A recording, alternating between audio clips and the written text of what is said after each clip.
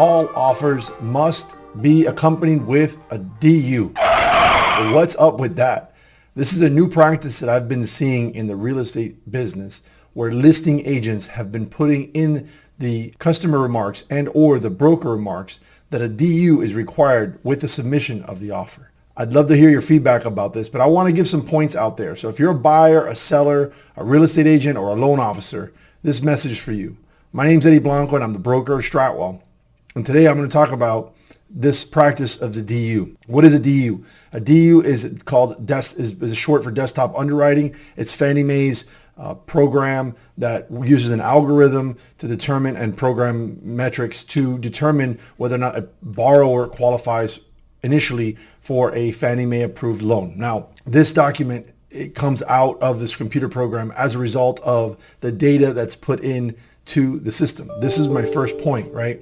That the DU does give a lot of information, but that information that it gives, most of it, except for the credit report, comes from the information that the loan officer types into the computer. So good in, good out, bad in, bad out. So the DU is only as good as the loan officer that put it together, which is the same is true for a pre-approval letter. The DU and the pre-approval are only as good as the information of the person that typed that information in. So asking for a DU is a moot point.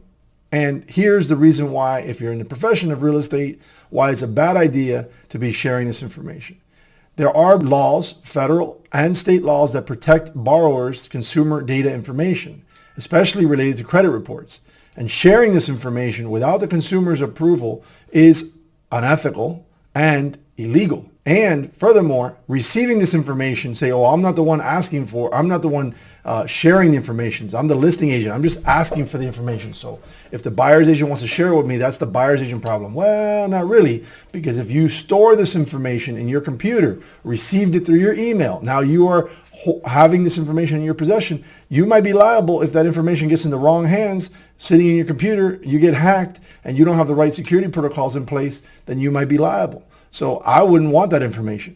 We do a different practice here at Stratwell. Simple. We call the loan officer and talk to the loan officer. Find out, my conversation with that loan officer is all about trying to figure out how competent they are, how experienced they are, what kind of team they have backing them up if they kind of run into a jam, who their processors team, how their processing team works. Is it some team outside in California that's 3 hours behind us? Or are they here local, or you can go and walk in their door? I want to know this information before I present the offer to my seller.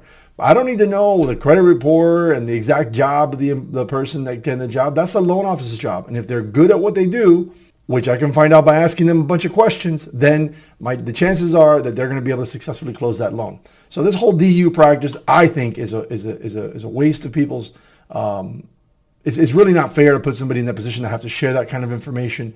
Also, if I'm one of 10 offers, why do you need to see my DU right now? Can't you see maybe the DU upon, within a time period after acceptance or something like that? I mean, could there be other ways? I just think the DU whole thing that's come up now is a terrible idea. And I want to put this as like a PSA, my personal opinion about how this should be handled. It's a bad practice, and I'd love to hear your comments below. Do you ask for a DU? If so, why? After watching this video, hopefully I persuaded you not to anymore. If you're a buyer's agent out there and you're being asked for a DU, tell me about what that's like. And if you're a loan officer and what I've said resonates with you, please comment below. I'd like to hear from you. Or maybe I'm wrong about something. I'd love to hear different feedback. Please go ahead and share, comment below, and catch you on the next video. Take care.